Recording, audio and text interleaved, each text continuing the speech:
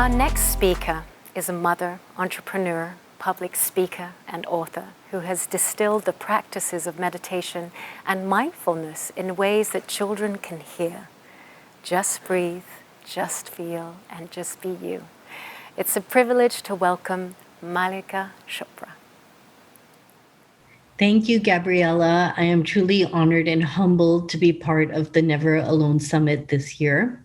I am a mom. I'm an author of several books, including recently the Just Be series, which are 3 books called Just Breathe, Just Feel, and Just Be You.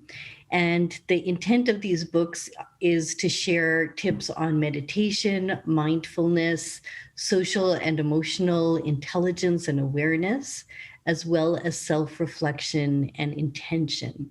And so these books are really rooted in the idea of mental health for children, and that's what I want to address today. So we've been seeing during the pandemic a real rise in mental health trauma, in suicide ideation. Our children are facing uncertainty and anxiety, just as we as adults are as well. Of course, as we come out of the pandemic, there's a whole new sense of anxiety as kids return to school, again, with a lot of uncertainty about what the future holds. We are seeing that 1 in 4 youth under 18 have struggled with suicide ideation since the pandemic began, and that's an increase in 1 in 10 in 2018. So we really are in a crisis situation with our children. What I wanted to do right now is just go through some ideas of how we as adults, whether we're parents, educators, counselors, professionals, can do both for our children and our families as we transition, hopefully, to a more new normal. At the same time, being aware that in other parts of the world, we're still in crisis. So we need to still be listening and be practicing healthy practices for our families and our communities. So with children often yearn structure. So I would recommend that as parents, as teachers in classrooms, that we still try to create structure and daily routines for sleep, good movement, exercise, and spending time outside.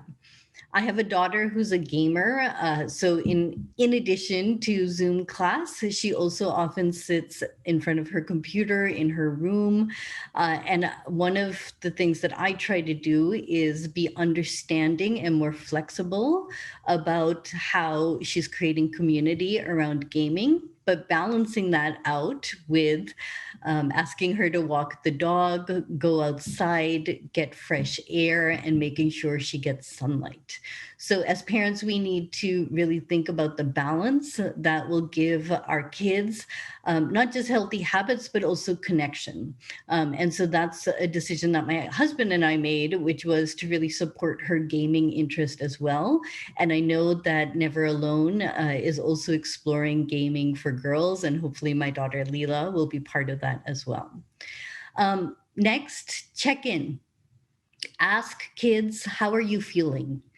And be conscious to spend more time listening rather than talking to them. So mindful listening, being present, being empathetic is really a powerful tool that we all have. Many of us as parents, especially when we see that our children are struggling, we want to provide solutions and justifications. But the first step is really just to listen. And when listening, it's really important to validate their emotions and validate that anything that they're feeling is real. So it's okay to not be okay. We've gone through a year where many of us as adults have struggled, but our kids have too. So it's okay for them to feel sad, for them to feel lonely and depressed, as well as to grieve in many ways. So, one exercise which Dr. Dan Siegel and other professionals share is name it to tame it.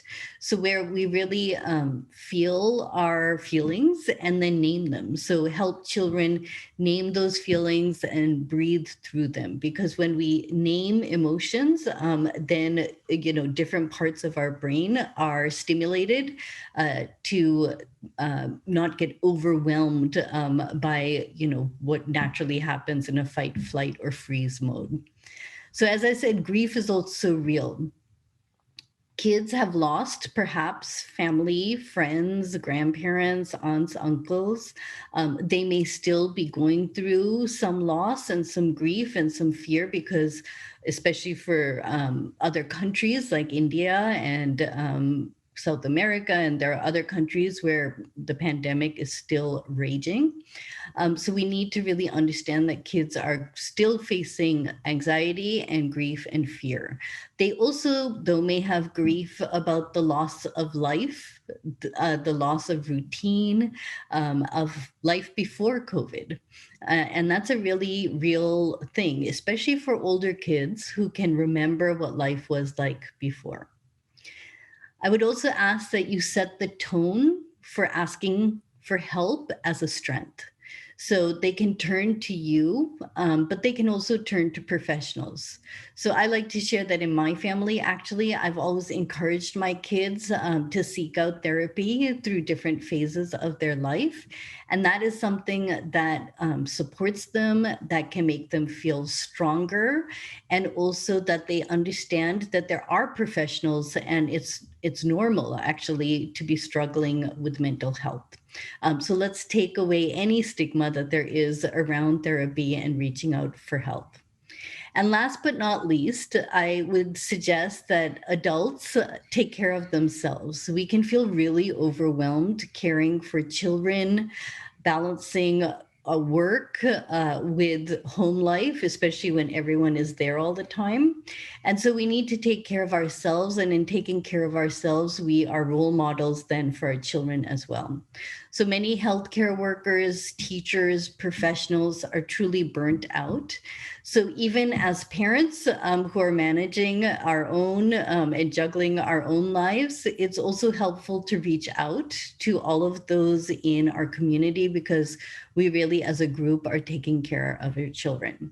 So seek ways of finding balance and healing for yourself, in turn, reaching out to others, and of course, checking in with your kids. So what I'd like to do to end is share an exercise that I've been doing with kids during the pandemic. It's 3 simple breaths, but the goal of this exercise is to help kids feel grounded and safe because often during a time of anxiety, we can feel unmoored and unsure. So the process of just grounding ourselves on the earth is helpful, connecting to the heart, and then feeling ourselves as part of something larger. And so this is an exercise that you can do on your own anytime, but also do with kids. So wherever you are, I'd ask that you sit comfortably, put your feet on the ground, and take a deep breath in and out. And with your attention on your feet on the ground, say, I am safe. I am safe. Now shift your attention to your heart and take a deep breath in and out and say, I am here. And last, you can put your attention on the top of your head and think about the space between your head and the roof above. Maybe the roof's above that, but then the sky and the universe and the infinity beyond. And take a deep breath in and out and say, I am. I am. So I hope this exercise and some of the ideas I shared are helpful. I am always supportive and enthusiastic about the really important work the Chopra Foundation and Never Alone is doing. And I thank you all for joining us for this entire day of amazing content and workshops. Thank you so much.